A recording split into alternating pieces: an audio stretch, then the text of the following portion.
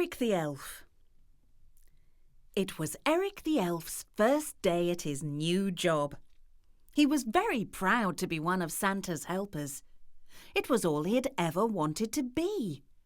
Ever since he was a little elf, he had looked forward to working in the big Lapland Fun Factory, just like his father, Edward the Elf, and his grandfather, Egbert the Elf. Eric was so excited, he just couldn't stop laughing and giggling to himself. Hee!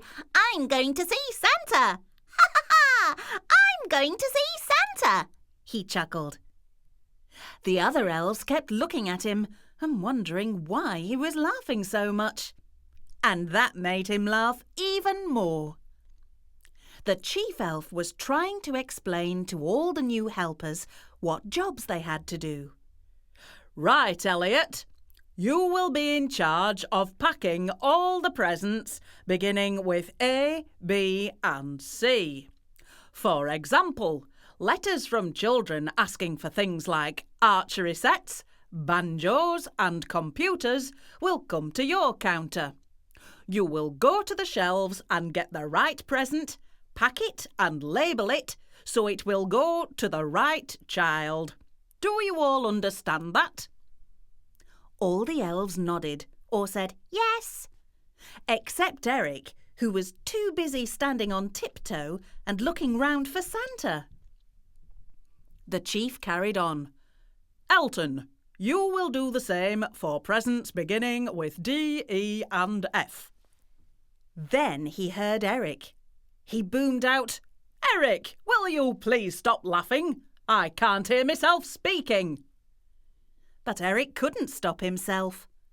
After a few seconds, he started again. I'm Santa's helper!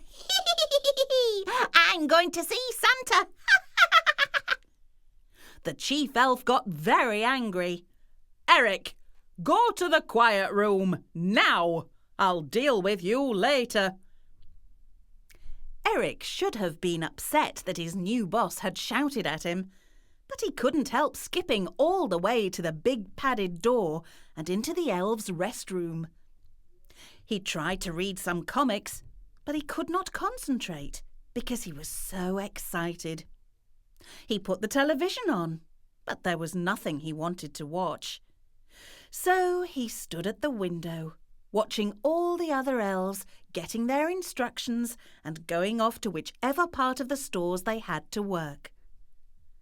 After a while, he started to get worried. There won't be any jobs left for me to do soon, he said to himself, and I'll be sent home. This thought at last made him stop laughing, and by the time the chief elf came into the room, Eric was sitting quietly in a chair. So, Eric, said the chief, do you want to work here, or shall I send you home? Oh, please don't send me home. I'm sorry for being noisy. I was just so excited about working with Santa. I'll work very hard if you let me stay. All right, I'll give you one more chance. But you are going to be the busiest elf here because I'm putting you in charge of Santa's special presents. Oh, goody, goody, said Eric, cheering up. But what are the special presents? Santa gives an extra gift to really good boys and girls, and the present must begin with the same letter as the child's name. So you will have to run to all the shelves in the store from A to Z.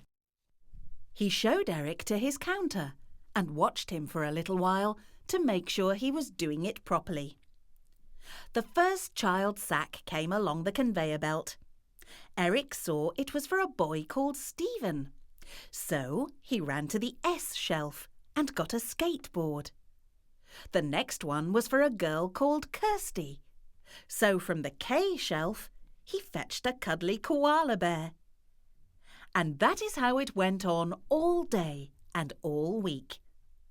Eric got a bike for Bobby, a train for Tyrone, a jigsaw for Jamie, a necklace for Natalie, a locket for Lindsay, a puppet for Petra, a golf set for Gavin, an aquarium for Alex, and a zebra for Zach. He got a few things wrong, like a dolly for David and a cowboy outfit for Carrie, but mostly he got good presents for the children. Eric was kept so busy he didn't have time to laugh. He went home exhausted each night in the week before Christmas, and he never even got a glimpse of his hero, Santa Claus. Then at 5 o'clock on Christmas Eve, all the work was done. Santa's sleigh was loaded up with sacks of presents for all the boys and girls in the world. The chief elf called a meeting of the elves to congratulate them on their hard work. Eric was so exhausted that he fell asleep while the chief was talking. He started snoring very, very loudly, but he was woken up by the chief shouting at him, "Eric, go to the quiet room." This time he didn't skip or laugh or chuckle or giggle. He was far too tired. He hardly had the energy to push open the large padded door. But what a surprise when he went in the room. Sitting there, in the biggest, comfiest chair, was Santa Claus, with his long white beard and rosy red cheeks. Eric's face lit up with the biggest grin to see Santa smiling back at him.